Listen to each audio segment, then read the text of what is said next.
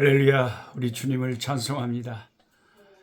혼란한 세상 가운데, 복잡한 세상 가운데 사람마다 생각들이 다릅니다.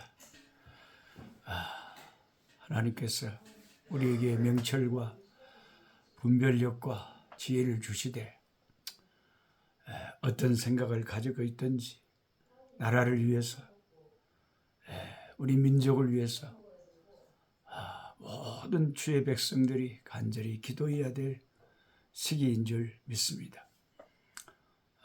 꿀송이 보약큐티 1년 1독 성경 통독 2025년 1월 둘째 날 목요일 말씀 시작하겠습니다. 창세기 4장에서 6장을 읽는 날로 하겠습니다. 수많은 목사님들의 설교가 수많은 유튜브나 또 강단을 통해서 흘러나오고 있습니다.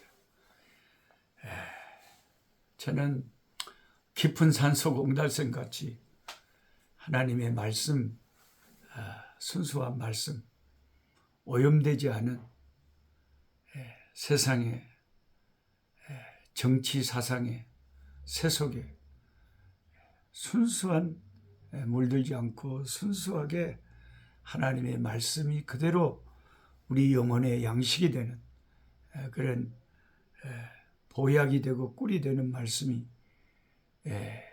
전파되기를 소망합니다. 인기가 없어도 소수의 사람들이 찾아오더라도 그냥 세상의 탄산수나 음료수가 아닌 생수와 같은 말씀이기를 원합니다. 오늘 창세기 4장에 보면 여러분이 잘 아시는 가인과 아벨의 이 이야기가 나옵니다.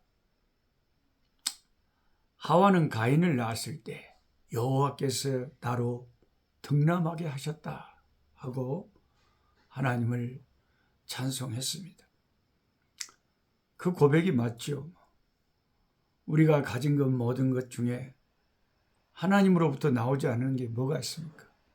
내 자신도 내 자식도 손주 손자 건강 물질 세상에 있는 아내 남편 그 어떤 것도 다 하나님께서 내게 주신 거죠. 모든 생명의 원천이 하나님이시니 당연히 하와가 내가 여호와로 말미암아 득남하였다라고 고백을 한 것은 마땅한 일입니다. 그런데 여러분이 알다시피 가인의 일생을 보면 그 삶은 하나님과 아주 가깝게 밀접하게 은혜롭게 하나님을 경외하면서 살았던 삶과는 거리가 먼 일생이었습니다. 그의 생명이 하나님이 주셔서 세상에 태어났지만 그는 하나님을 가까이 하지 못하고 하나님을 기쁘시게 하지 못하는 참 영적으로 보면 신앙적으로 보면 참 불행한 인생이었죠. 저와 여러분의 생명이 다 하나님에게서 왔습니다. 그렇지만 어떤 사람들은 나의 생명의 온천이신 하나님을 기쁘시게 해드리면서 살아가는 사람이 있고 가인처럼 하나님과의 좋은 관계를 맺지 못하고 좋지 못한 신앙생활을 하는 사람들도 있습니다. 아담에게는 살인자 가인이라는 자식이 있었습니다. 진짜 아픈 손가락이죠. 이삭에게는 세속적인 에서라는 자식이 있었고 성군 다윗에게는 자기 아버지를 죽이려고 했던 반역자 압살롬이라는 자식이 있었습니다. 능력 많았던 선지자 엘리사에는 그 가까운 사람 가운데 사기꾼 게하시가 있었고 우리 주 예수 그리스도 주님의 12제자 가운데는 주님을 배반한 가룟 유다가 있었습니다. 여러분, 우리의 가족에도 우리의 친척에도 내 주변에도 다 은혜스러운 사람만 있는 건 아니지. 한마디로 우리 인생은 자식이, 신앙이 내 마음대로 되지 않는다. 그게 내 마음대로, 부모 마음대로 되는 게 아니다는 것을 가인을 보면서 새삼 생각하게 됩니다. 혹시 가족 가운데 그런 분이 있으면 아이고, 나만 그런 게 아니라 아담도 그랬네, 하와도 그랬네, 자식 가운데 자기 동생을 죽인 살인자가 있었네, 몸에 이걸 어찌했었고, 나보다 더 기가 막힌 가족도 있단 말이야. 가인의 히브리어의 뜻이 뭔가 하고 성서 사전을 찾아봤더니 소유, 획득, 대장장이 그런 뜻이 있다고 적혀 있습니다. 쉽게 말하면 가인은 아주 재주가 많고 기술이 있고 소유욕이 남다르고 재물을 돈을 잘 벌고 그렇게 떵떵거리며 하나님 없이도 잘 살아가는 전형적인 현대인들의 믿음 없는 그 모습이 가인의 모습입니다. 주여, 가인 같은 자, 가인 같은 인생 살지 않고 가인 같은 인생 되지 않게 하옵소서. 세상에서 돈 잘 벌고 떵떵거리고 재주 많고 기술 좋고 잘 나가는 거야. 저는 그게 좋은 게 아니라 하나님 기쁘시게 하고 하나님께 충성되고 하나님의 기뻐하는 사람 되는 것이 소망입니다. 여러분도 그러시라고 믿습니다. 오늘 본문 창세기 4장을 읽으면 하나님은 가인의 제사를 연락하지 않으십니다. 그 이유가 뭐냐? 히브리서 11장에서 단서를 알려주는데, 히브리서 11장은 믿음의 사람들의 그 장이잖아요. 그 히브리서 저자가 히브리서 11장에서 아벨과 가인을 말할 때 아벨은 믿음으로 하나님 앞에 제사를 드려서 의롭다함을 받았지만 가인은 하나님이 그 제사를 연락하지 않았다. 가인이 믿음으로 드렸다 이런 말이 없는 거죠. 하나님을 그 신뢰하는 믿음으로 드리지 않는 그 어떤 제물도 하나님에게는 의미가 없는 것입니다. 보통 우리가 다 그러지는 않지만 어떤 사람들 보면 교회 나오잖아요. 크리스마스 예배 드리잖아요. 근데 점쟁이 찾아가잖아요. 무속 좋아하잖아요. 그러면 크리스마스가 되면 가정 예배 드린다고 그러잖아요. 하나님이 내가 믿음으로 하나님이 원하시는 뜻을 순종하고 따라 섬기는 것이 아니라 내가 하나님을 신중의 하나로 그냥 내 마음대로 섬기는 거예요. 절에도 가고 무당도 찾아가고 세상적인 재미도 보고 거짓말도 하고 악한 짓을 다 하면서 하나님도 섬긴다고 하고 교회도 다닌다고 하고 내가 다니는 거지. 가인의 제사지. 어떻게 하나님이 그런 예배를 받으시겠습니까? 성전 마당만 밟을 뿐이죠.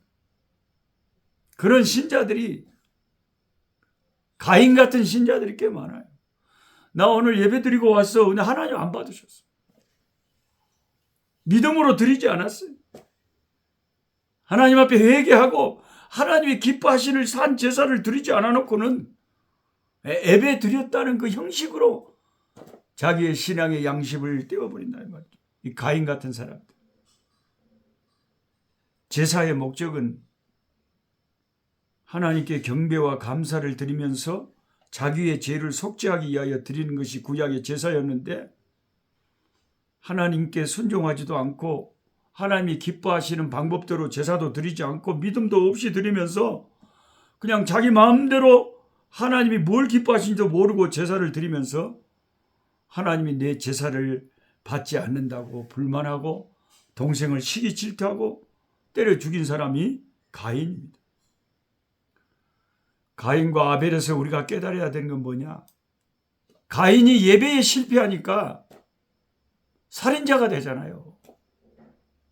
예배에 은혜 받지 못하면 반드시 세상에 마귀의 먹잇감이 되는 거예요. 더 큰 죄악에 빠지는 거예요. 쉽게 죄를 지는 거예요. 왜? 은혜 받지 못한 심령을 마귀가 가만두겠어요? 교회 와서 하나님 앞에 예배 드리면서 가인처럼 하나님이 받지도 않는, 하나님과 아무 뭔가 통하지도 않은 예배를 드리고 은혜도 받지 못하고 와서 그리고 한 주를 살면 얼마나 마귀가 가지고 놀겠냐 말이죠. 예배에 우리가 내가 은혜 받고 예배에서 크게 하나님 앞에 감동이 있고 은혜를 받아야 또 한 주를 살아갈 힘이 생기는 거 아니에요. 제사에서 실패한 가인은 살인의 죄를 지었어요. 가인은 인류 최초의 살인자입니다. 은혜 받지 못한 심령이 얼마나 위험하다는 것을 우리가 알아야 됩니다. 그는 동생 아벨을 들판으로 유인하여 돌로 때려 죽였습니다. 동생을 시기 질투하는 마음에서 계속 자라더니 잉태더니 마침내 살인이라는 무서운 죄를 출산하고 말았죠. 욕심이 잉태한 즉 죄를 낳고 죄가 장성한 즉 사망을 낳느니라. 하나님이 나의 제사는 안 받으시고 동생의 제사만 받으셨다면, 정신이 제대로 박힌 사람 같으면, 신앙이 정상적인 신앙이라면 동생한테, 어때요? 우리 같으면 정상적인 사람이 어떻게 해야 되겠어요? 동생한테 물어볼 거 아니에요. 동생이든 무슨 아들이든 손자든 내 예배는 안 받으시고 동생의 예배는 받으시나, 동생한테 물어봐야 될 거예요. 어이 동생, 어째서 자네 제사는 하나님이 받으시는데 내 제사는 안 받으실까? 내가 뭘 잘못했을까? 자네 생각은 어때야? 자네 제사는 받으셨으니까 자네는 뭔가 생각이 있을 거 아니에요. 자네 제사하고 내 제사가 차이가 있을 거 아니에요. 왜 그런 것 같아요? 나 좀 가르쳐줘. 나도 하나님 앞에 응답받는 제사를 드리고 싶어. 이렇게 조그만 겸손하게 하나님 앞에, 사람 앞에 자기를 낮추었더라면 무슨 살인의 죄를 짓겠어요? 하나님 앞에 다시 은혜 받고 회복되고 사랑받고 은혜를 끼쳤겠죠. 그래서 제가 늘 강조하는 게 신앙생활에 정말 중요한 게 겸손이라는 거예요. 사람들이 쉽게 판단하잖아요. 쉽게 판단하죠. 판단하고 교만하고 그냥 자기 생각이 그냥 하늘 끝들이까지 올라가고 자기 생각이 다 옳은 것처럼 함부로 이야기를 하잖아요. 생각이 있는 사람은 생각이 있어도 함부로 말 못하잖아요. 왜? 다툼이 될까 봐. 혹시 엉뚱한 말 하다가 주제가 예수님 십자가보다 쓸데없는 다른 이야기가 더 중요하게 돼서 다툼이 되고 관계가 깨지고 그럴까 봐 할 말이 없어서 안 하는 게 아니잖아요. 다 생각이 있고 할 말이 있지만 내가 그리스도의 십자가 외에는, 주님의 십자가 외에는 그 어떤 것도 내가 전하지 않기로 작정했다고 하던 사도 바울의 마음을 본받아서 그저 하나님께 맡기면서 나라를 위해서 기도하고, 아버지 불쌍하게 보시옵소서. 사람들의 생각대로 우리나라를 두지 마시고 아버지 간섭하셔서 우리나라에 역사해 주시옵소서. 사람들은 다 생각이 다르잖아요. 하나님은 무엇이 더 우리나라에 유익한지를 하나님이 정확히 아실 거 아닙니까? 여러분, 아벨의 제사에서요, 아벨이 드린 그 새끼 양은 아벨을 위해서 희생당하고 죽었지만 그 제사로 주 예수 그리스도 우리 주님은 거꾸로 되셨잖아요. 그의 양들을 위하여 자신의 생명을 내어놓고 죽으셨잖아요. 우리는 구약 성경을 보면서 그리스도를 보는 거예요. 아벨의 흘린 피를 보면서 아벨의 흘린 피는 그 땅에 그 가인에 대한 그 복수를 가져왔지만 우리 주 예수 그리스도가 흘린 피는 속죄와 용서를 가져오잖아요. 구약 성경을 보면서 우리 주 예수 그리스도의 구속사는 어떻게 흘러가는가?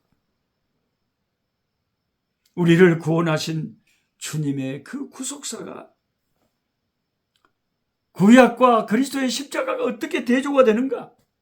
어떻게 대비가 되는가? 구약의 그림자를 통해서 우리는 그리스도를, 주님을 보는 거죠. 아벨의 피는 복수를 가져왔지만 그리스도 우리 주님이 십자가에서 흘린 피는 우리에게 속죄와 용서를 가져왔고, 아벨의 제사에서 그 희생당한 그 어린 양은 아벨을 위해서 희생당했지만 우리 주 예수님은 거꾸로 자신의 양들을 위하여 자기의 생명을 희생하고 내어놓고 죽으신 분이 우리 구주 예수님이란 말이에요. 그러니 우리가 오직 예수님만, 오직 십자가만 전해야지. 우리 세상은 복잡하고 난리가 나다요. 세상은 항상 그렇습니다. 영원히 변치 않은 진리는, 길이요 진리요 생명은 오직 예수 그리스도십니다. 오 주여, 우리를 불쌍히 여기시고 우리나라와 민족을 불쌍히 여기시고 사람의 뜻대로 아버지 하지 마시고 아버지의 뜻대로 우리 민족 가운데 선한 역사를 허락하여 주시옵소서. 기도하겠습니다. 하나님, 오늘 또 하나님 말씀을 펼쳐놓고 성경에서 가르치고 있는 무엇이 중요한가? 가인과 아벨의 그 신앙의 예배의 모습을 봅니다. 오늘날 우리의 예배가 아벨 같은 예배가 되기를 원합니다. 예배드리는 장소가 화려한 것이 중요한 게 아니라, 예루살렘이나 사마리아가 중요한 것이 아니라 아버지 십자가의 진리를 붙잡고 성령 안에서 은혜 받은 심령으로 하나님을 기쁘시게 하는 예배 되기를 원합니다. 예배 시간에 은혜 받지 못하고 졸고 뻘 생각만 하다가 그냥 성경 마담만 받고 오는 그 예배가 아버지 한 주간을 살 때 마귀의 밥이 될 수 있는 아버지 빌미가 된다는 것을 알게 하시고, 예배에 실패하면 큰 위험이 도사리고 있다는 것을 알게 하시고, 예배에 성공하고 예배에 은혜 받고 한 주간을 살아가는, 하루를 살아가는 우리들 되게 하여 주시옵소서. 믿음으로 아벨처럼 하나님을 기쁘시게 하는 예배를 드리는 우리의 생애가 되게 도와 주시옵소서. 주 예수 그리스도 이름으로 기도하옵나이다. 아멘. 약한 자 힘주시고 강한 자 바르게 주한 자 정케하니 주님의 뜻이라. 해 아래 압박 있는 곳 주 거기 계셔서 그 팔로 막아 주시어 정의가 서